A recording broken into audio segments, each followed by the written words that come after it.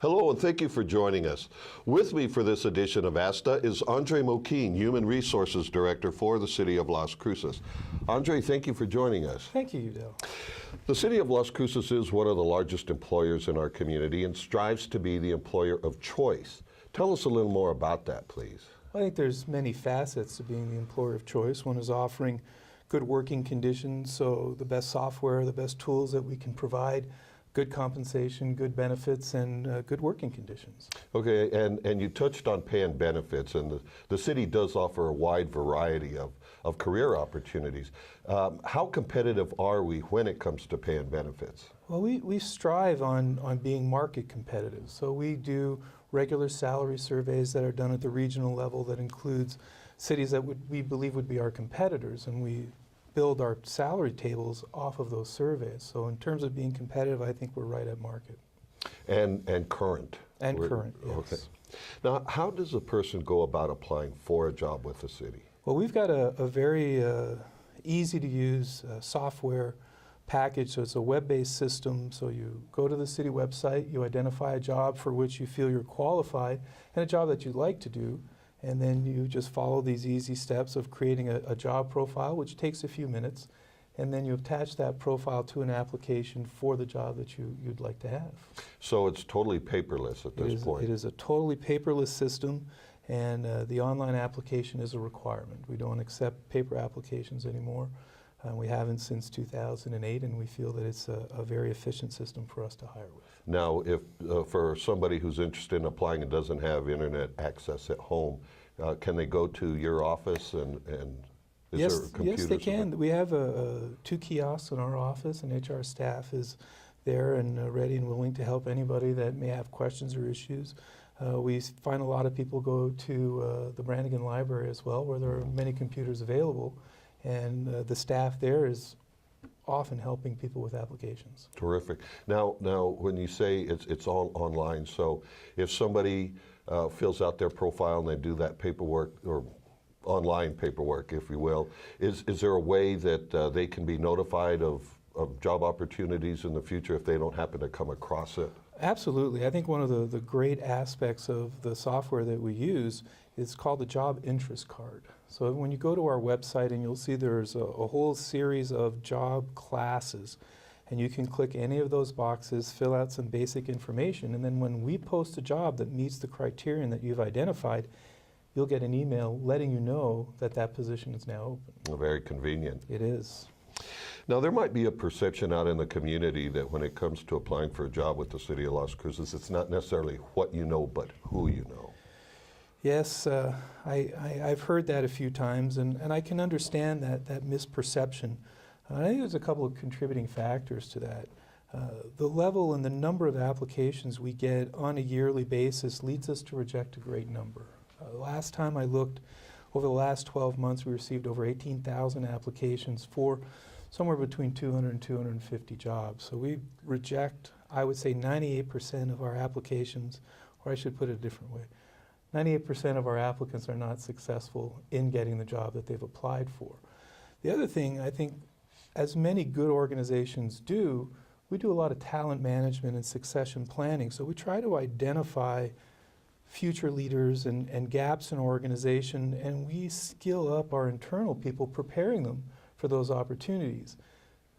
Someone from the outside that doesn't understand that or see that system feels there may be some form of preference, but really all we're doing is being a good organization and preparing ourselves for the future. Now, when you say there are the number of people who don't, I'll say, qualify or who don't get the position, when it comes to qualifying and they're rejected because they don't meet minimum qualifications, or what is it that keeps people from getting these jobs? Well, there's several steps in the process that we utilize. And prior to a department seeing any application, they have to submit a process. And generally those include a screening. And a lot of people are qualified, but they just don't reach that top level. I'll give you an example. We recently posted for a job, a professional position. We had 120 applicants. Of those 120, a strict meeting of minimums was probably half. But through either a test or some other mechanism, we pared that down to the top 10, and then those were interviewed. So a lot of times people are qualified, they just aren't the top qualified applicants. And when it comes to the ultimate hire, it's not done by any one individual, correct? Well, I mean, yes. there is a committee process, and the ultimate person to hire and fire with the City of Las Cruces is the city manager. But before that person gets to his desk, there is a selection process. You kind of touched on it. Yeah, that's correct. And I think the majority of our selection process, if not all of our selection process, include committees.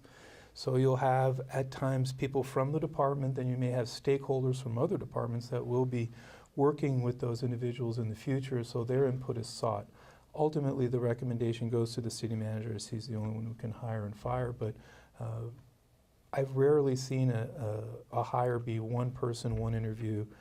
It's generally a lot more complex than that. Okay, and that all lends towards the fairness of the process. Yeah, our ordinances require us to hire based on merit. So all of our processes are designed to be fair and equitable and defensible. Okay. Any tips for somebody who's considering a career with the City of Las Cruces? Sure, I think, and I've spoken to many staff who have been able to find a job with us by persevering and applying several times, and not just doing it once and saying that's it. The other thing I believe is making sure that your application truly reflects your experience for the job that you're applying for. So if you want to be an accountant and nowhere on your application do you mention any accounting experience, although you may have some, that has a tendency to be a problem for applicants. So a thorough review of their application, making sure that it matches the job that they're applying for, and not to be discouraged because, you know, I know some city employees apply 10, 12, 13 times before even getting an interview. So perseverance, I think, is also a key. That's good advice, and because there are people out there who really aren't qualified for a job they're applying for, but they tend to do the shotgun effect, right? They just put in an application for any position they see posted, and that's not necessarily a good thing. Well, I agree. I think we see sometimes people will apply 60, 70, 80 times, and of those 80 times, there may be 10 that are real true applications, and it has a tendency to be discouraging for the applicant because they're rejected so often.